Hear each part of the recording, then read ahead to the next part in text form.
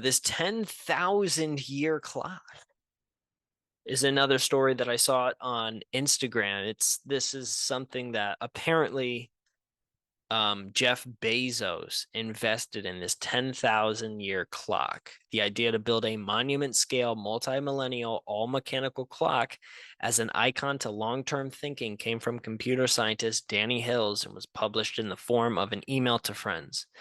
Later, it was followed up with an essay published in the Wired magazine's Scenarios issue. Danny reasoned that by actually building a remote monument, the discussions around long-term thinking would be far more focused and it would lend itself to good storytelling and myth, two key requirements of anything lasting a long time. A group of these friends, led by Stuart Brand, incorporated a nonprofit around the idea of long-term thinking and responsibility. This group became the founding board of the Long Now Foundation. One of the members, Peter Schwartz, suggested that 10,000 years be the time frame, as it was about how long humans have had a stable climate and technological progression. The foundation held a design meeting around the 10,000 year clock idea where Danny presented this prototype of a binary mechanical computer. It was at this meeting the foundation got its name from Brian Eno and its first employee, Alexander Rose. With a sponsor for the first prototype and a new project manager, Danny Hills began to design the first prototype of the 10,000 year clock. The first prototype was completed in, oh, these are dates. Oh, 1999. Okay, so foundation. Okay, in 1996, these people all met. 1995 is when this magazine was. Because it's a 10,000 year clock, it's not the year 10,000 yet. So that's why this writing is set up. It's 1999. My bad. I did not realize that. All right, the first prototype of the 10,000 year clock. All right, it bonged very slowly twice. This prototype is now at the Science Museum in London in the making of the Modern World exhibit. The next project undertaken was an Orrery, a planet tracking display using the same mechanical computer. This project is complete in the summer, as of the summer 2005. The foundation now looking to scale up the designs with lessons learned from the first two efforts in a monument-sized version. We now have a high desert mountain property in West Texas for the site of the 10,000 year clock. We are currently designing this experience and the mechanisms that would be used in this large scale version. There is no projected completion date as it is an ongoing program. And you can kind of see here the engineering team, the people that it's taking to build all this thing, and everybody who is involved in the creation of this thing. Let's see if we can get any videos. Let's go to the summary. I mean, just look at how big this thing is. Being built in the side of a mountain. All right, design and construction. Over 10,000 years, performing even the most basic functions of a clock, gathering energy, keeping time, and converting it into a meaningful display becomes interestingly complex. As the clock's inventor, Danny Hills, considered each of these functions, a set of design principles emerged, which are generally useful to consider when designing anything to last a long time. The clock should display the correct time for the next 10,000 years. Long time. It should be possible to maintain the clock with little maintenance using Bronze Age technology. It should be possible to determine the operational principles of the clock with close inspection. It should be possible to improve the clock over time. It should be possible to build working models of the clock from tabletop to monumental size using the same design.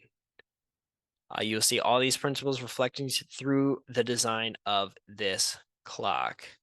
That's looking down the shaft. That's really cool. Solar synchronizer. So here it looks. Here's how the pieces come together. Sunlight enters the mountain through a south-facing synthetic sapphire window, heating up a chamber of air, which moves a graphite cylinder. This movement synchronizes the timing system to solar noon, critical for maintaining long-term timekeeping accuracy. It also provides enough winding force to keep the pendulum ticking without human intervention. All right, energy from the solar synchronizer above or the power system below is fed into an escapement that powers a slow-moving titanium pendulum.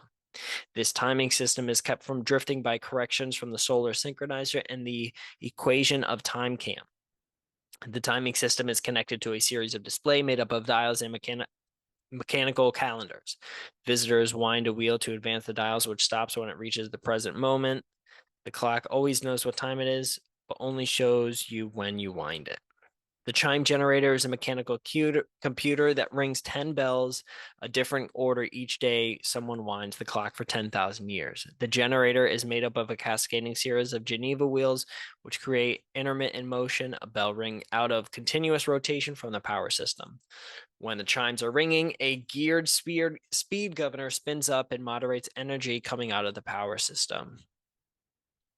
All right. Power system and clock winder. The main winder is made up of an enormous capstan that visitors can spin to wind a clock. Both the main winder and the solar winder store power in a large weight hanging from a rack gear. The power from the system is used to power the clock and ring the chimes on any day that the clock is fully wound. The rest of the time, any energy remaining after powering the timekeeping mechanism is stored, ensuring that the clock can run for many years without sunlight or human winding. All right. You can kind of see right here just how intricate this is. I mean, I have no idea how really what any of this stuff is, but I just know that it's incredibly hard to build even a wristwatch. So to imagine building something as big as this is doesn't even really make that much sense. But they were able to do it with precision, right? Wow. Interesting. Interesting. So you have a clock that's going to be long here for longer than we are. Once again, another thing to kind of put into perspective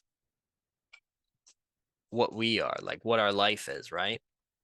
What is our time here on this earth? For my 25th birthday this year, I had this thought.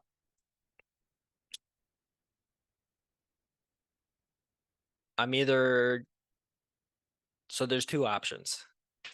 Not really, but in this scenario, 75 years old or 100 years old. If we're talking about 75 years old, I'm a third of of a way through my life. If I'm a quarter, I'm gonna live to 100. Which one am I gonna live longer to? Am I gonna live to 75? I don't know. Am I gonna live to 100? I also don't know. But I think it's it's a question that I definitely think about quite frequently because I know I'm not gonna live here forever, right? You can't expect that you're gonna have just an endless amount of time on this planet. And that's why one, you have to have respect for yourself. You have to have respect and kindness for those other people around you because that clock will be here for 10,000 years. And maybe in 643 years it breaks, but that'll be long gone. And now, if you have members of your family, if your grandkids are still having babies at that time, 4, 5, 6,000 years down the line, then the species continues as it has right up until me. If you look back my entire family tree, they always had kids.